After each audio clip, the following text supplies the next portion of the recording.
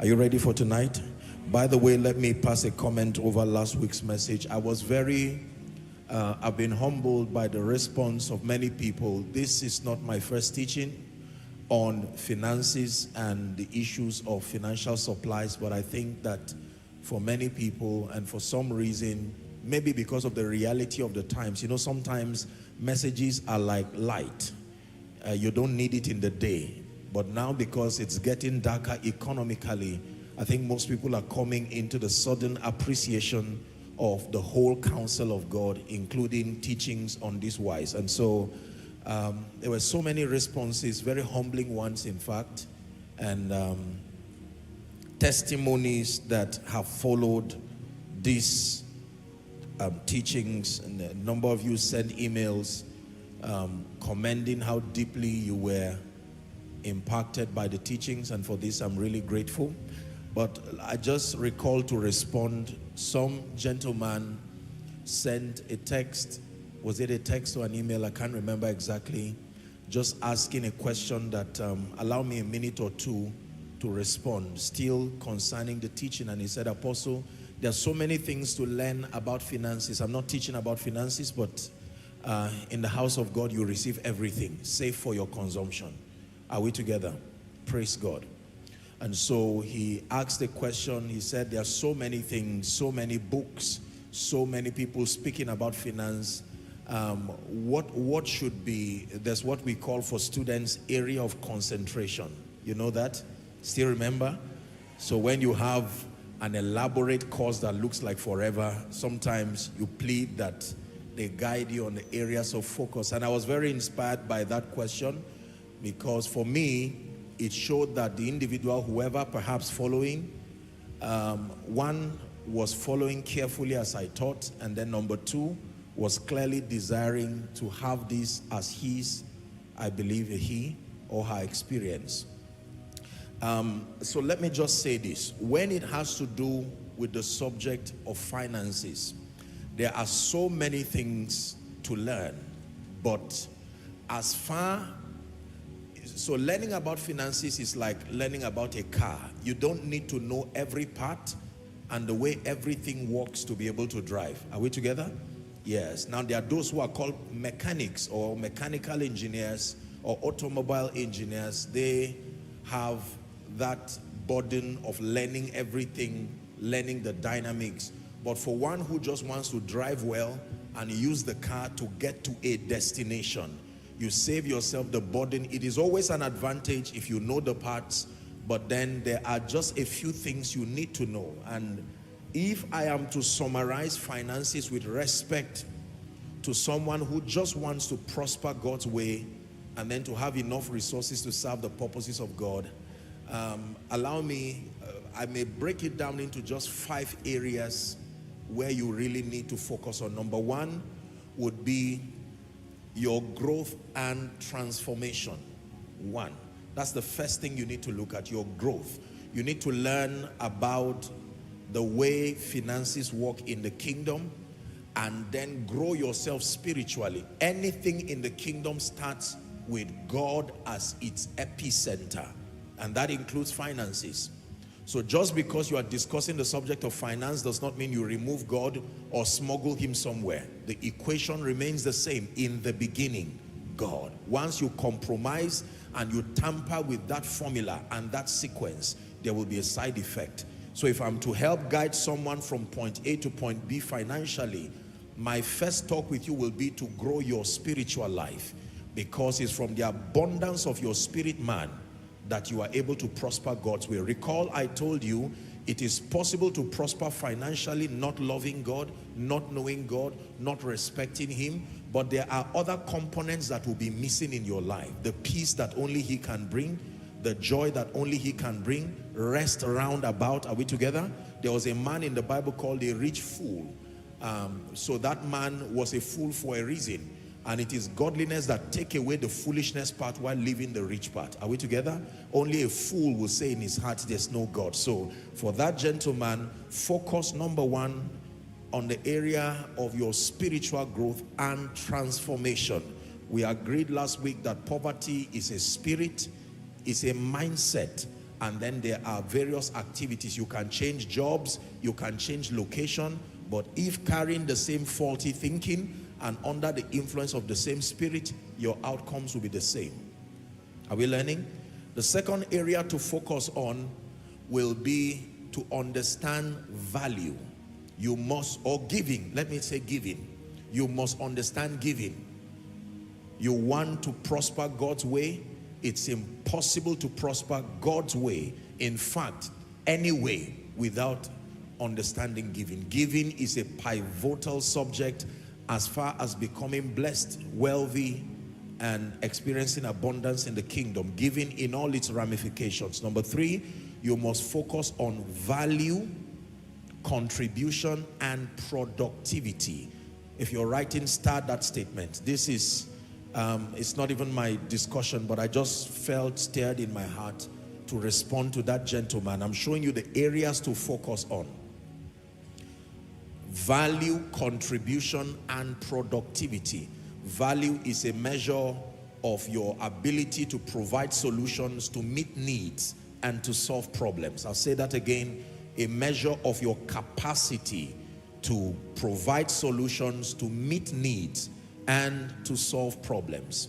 And then productivity talks of refining your value and turning it into products and services. Are we together? Serving it with excellence to a targeted consumer base. We've observed time and again in this place that usually is the missing link. When preachers preach on kingdom economics or finances, they sometimes skip away or do not emphasize enough the need to be valuable, the need to be a contributor, and the need to be productive. In addition to knowing and learning God, in addition to giving, it's important for you to know that you are dealing with men. There is a dimension of finances that is a product of transactions. Not every part of finances is transactional, but there's a major part of it that has to do with selling value or dispensing value. Are we together? So to the degree to which you are valuable, you are a contributor of it, and then you are productive. Many are valuable, but they are not productive, meaning they have skills, they have things to do, but they've not been able to package their value into products and services. And some have, but they are lazy. They've not been able to find a targeted consumer base, and there are skills responsible for all of these things. Make reference to all my previous teachings on finances, as many as you can find. Hallelujah. And then when you solve the issue of value, the next thing you have to look at, that's number 4. Am I right on that? So number 1, growth and transformation. Number 2, you're looking at giving, studying giving. Number 3, value, contribution, and productivity. Number 4, you must study relationships. You cannot prosper financially in life and even in the kingdom if you do not understand relationships. It's called favor with men. Luke 2:52. And Jesus increased in wisdom, he increased in stature, he increased in favor with God and with men. You can have favor with God, but if you lack favor with men, many things will not happen in your life. Finances is one of them. Hallelujah. Relationships as such, if I am to draw a pie chart representing the emphasis, I would give a major part of that distribution to relationships, because relationship is an accelerator. Are we together? Relationship is an accelerator.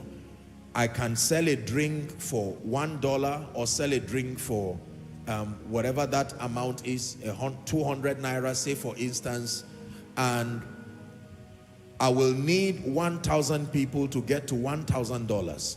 But with one relationship, I can receive the equivalence of that reward for 1 year because of the benevolence of someone. Relationship is an accelerator, sometimes an unfair accelerator.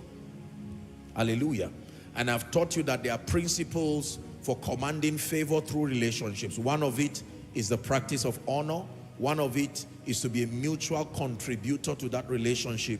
Ensure your relationship is not one-sided. And where you cannot bring value, bring gratitude. Don't forget, every time you cannot contribute to another who is in the relationship, lavish it with gratitude. Gratitude is an equalizer. It will compensate for any value you have received. Are we together? Gratitude makes any relationship fair. If you cannot bring value, bring gratitude. Hallelujah. And then finally, you must understand the law of increase. Increase has to do with two dimensions. Number one, financial management systems, and number two, investments. In fact, three areas: financial management systems, that's where you talk of savings, you talk of planning, you talk of how to distribute and allocate resources according to your needs. Then you must understand investments. We still have other financial teachings coming in the course of the year, and I hope in one of them I would have the liberty to teach you a bit about investments. Most believers know nothing about investments. A few know about business, but most people do not know investments. There is only one way money multiplies: investments. Money does not multiply by doing business. It comes by doing business. The only way, not one of the ways, that money multiplies is by investment. And there are 5 levels of investment. So we'll save that for another day, just for you to know there's more. Are we together? And then you must learn to store your value. So when we're talking about the law of increase, it captures one, financial management systems, teaching you how to plan, teaching you how to distribute and allocate your resources wisely with wisdom. And then number 2, learn investments. And then number 3, you learn how to store your value. That was what the rich man, that was one of the things that made the man a fool. He didn't know how to store value. And so he built a big barn and starched whatever represented money in his day and said, "My soul find rest." And God said, "No, you've done foolishly. Your soul is demanded of you." Hallelujah. We hardly have 3rd or 4th generation wealth in Africa. There are not more than maybe 4 or 5 families at all that I'm aware of who have been able to pass wealth to the 3rd and 4th generation, because most people stop at the realm of business. They only understand how to do business and to profit. Not many understand investments, and not many understand how to perpetuate wealth. I'm trusting that our generation will be able to change that narrative. Are we together? And there's a theology, or not a theology, there is a science to the depletion of wealth. Usually the first generation are those who labor, who plow the land. Father uneducated but hardworking, mother uneducated but hardworking, and in their generation they become wealthy. Then they pass it to the next generation, who become managers and consolidators. So they inherit millions already, and they are taught the principles to manage it. And that second generation usually will give birth to nonchalant children who don't know anything. You see why it declines? So it plateaus by the second generation, and the 3rd generation are children who were born into billions. They're not interested in the business. They have a Rolls Royce as a birthday for 1-year-old. You know, they have all kinds of things, and the children don't understand, and if not managed under their watch, they become prodigal children who bring those wealth back to zero. Then the 4th generation will have to start again, hand it over to their children, and then the children after them. Usually it's grandchildren that cause the problem. Grandchildren are the ones, because the children that come directly from the parents usually are witnesses. Even though they are small, they are witnesses of the sweat and the pain of the parents. But by the time grandchildren arise, there's no pain again. The pain factor is gone. They meet splendor, they meet honor, they meet every kind of thing. And if you don't find a way of taming to discipline them, they will cry for sweeping the room and call it punishment. So that kind of mindset already degenerates the children until they punish the 4th generation. Your children's children will not be like that. And if you happen to be a beneficiary of 3rd generation wealth, learn this, what I've taught you. Even if the people around you are careless, remember that you met blessings. Don't leave curses to your children. In Jesus' name.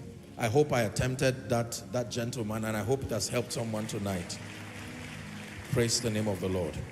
Wow, what a wonderful video. I hope you enjoyed that video. Stay tuned for the next, and never forget to subscribe to this YouTube channel as we drop contents that are life transforming and so uplifting. Thank you very much for watching this video. See you in the next.